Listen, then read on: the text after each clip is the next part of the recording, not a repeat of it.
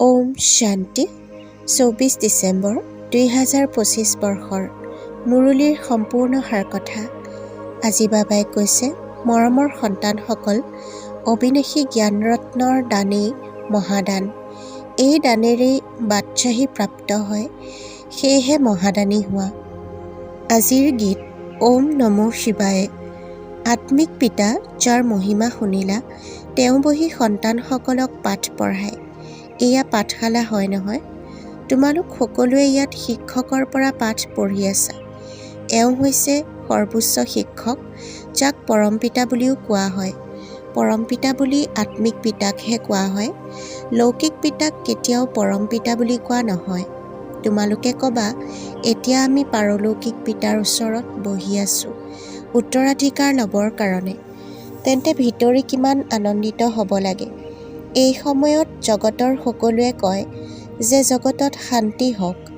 এইটোতো বেচেৰাসকলে গমেই নাপায় শান্তি কি বস্তু।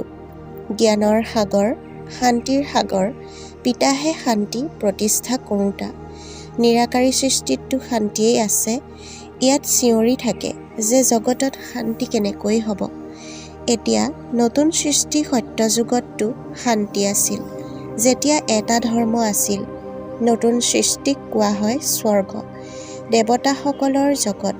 শাস্ত্ৰত য'তে ত'তে অশান্তিৰ কথা লিখি দিছে। এনেকৈ দেখুৱাই দ্বাপৰত কংস আছিল, আকৌ হিৰণ্যকাশ্যপক সত্যযুগত দেখুৱায় ত্ৰেতাত ৰাৱণৰ উপদ্ৰৱ।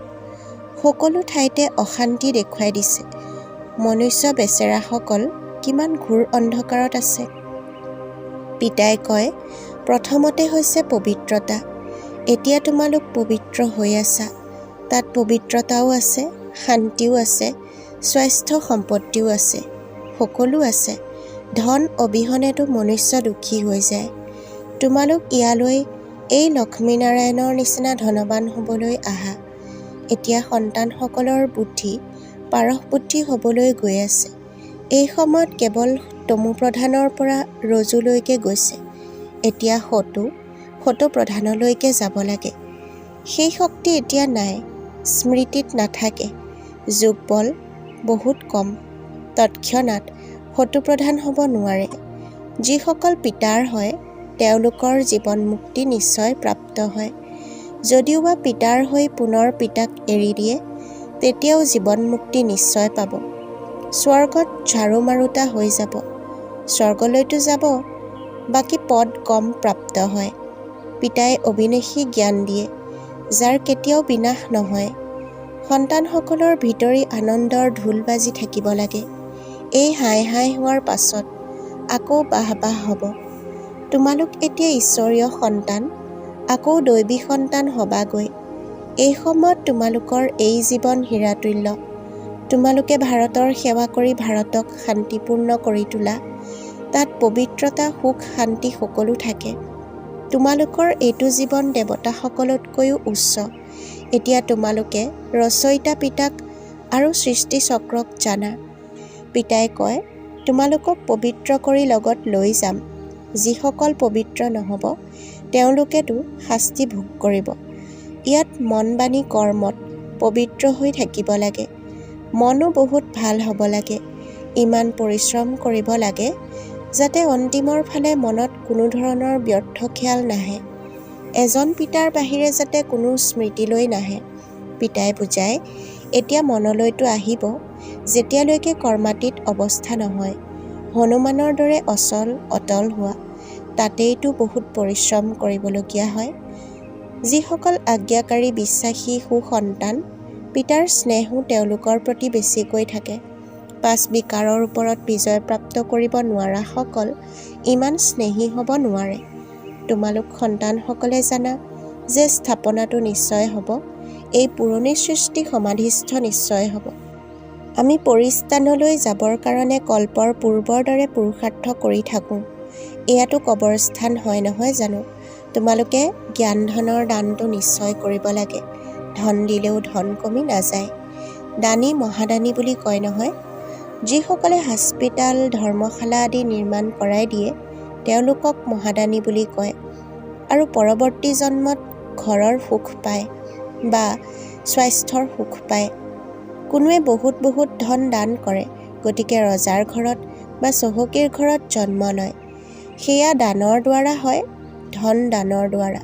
তোমালোকে পঢ়াৰ দ্বাৰা ৰাজকীয় পদ পোৱা।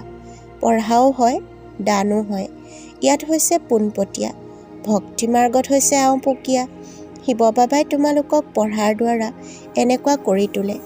শিৱ বাবাৰ ওচৰততো আছেই অবিনাশী জ্ঞান ৰত্ন। এটি ৰত্ন লাখ টকা মূল্যৰ। ভক্তিৰ কাৰণে এনেকৈ কোৱা নহয়। জ্ঞান ইয়াকেই কোৱা হয়। শাস্ত্ৰত ভক্তিৰ জ্ঞান আছে। ভক্তি কেনেকৈ কৰা হয় তাৰ বাবে শিক্ষা পোৱা যায়। তোমালোক সন্তানসকলৰ জ্ঞানৰ অপাৰ নিচা আছে। তোমালোকে ভক্তিৰ পাছত জ্ঞান পোৱা। জ্ঞানৰ দ্বাৰা বিশ্বৰ বাদশ্বাহীৰ অপাৰ নিচা বাঢ়ে। যিয়ে বেছিকৈ সেৱা কৰিব তেওঁলোকৰ নিচা বাঢ়িব। প্ৰদৰ্শনী অথবা সংগ্ৰহালয়তো ভাল ভাষণ দিওঁতাসকলক নিমন্ত্ৰণ দিয়ে নহয়। তাতো নিশ্চয় ক্ৰমানুসৰি হ'ব। মহাৰথী, অশ্বাৰোহী, পদাতিক থাকে। দেলৱাৰা মন্দিৰতো স্মাৰক সাজি থোৱা আছে। তোমালোকে ক'বা, এয়া হৈছে চৈতন্য দেলৱাৰা, সেয়া হৈছে জড়। তোমালোক হৈছা গুপ্ত, সেইবাবে তোমালোকক নাজানে। তোমালোক হৈছা ৰাজ ঋষি, তেওঁলোক হৈছে হঠযোগী ঋষি। এতিয়া তোমালোক জ্ঞানেশ্বৰী হোৱা। জ্ঞান সাগৰে তোমালোকক জ্ঞান দিয়ে। তোমালোক অবিনাশী চাৰজনৰ সন্তান। চিকিৎসকেহে নাড়ীৰ স্পন্দন চাব। যিয়ে নিজৰ নাড়ীৰ স্পন্দনকেই নাজানে, তেন্তে অন্যৰ আকৌ কেনেকৈ জানিব? তোমালোক অবিনাশী চাৰজনৰ সন্তান। তেন্তে তোমালোকৰ কামেই হৈছে জ্ঞান ইনজেকশ্যন লগোৱা। তোমালোক সন্তানসকলৰতো নিচা থাকিব লাগে, উদাৰ অন্তৰৰ হ'ব লাগে।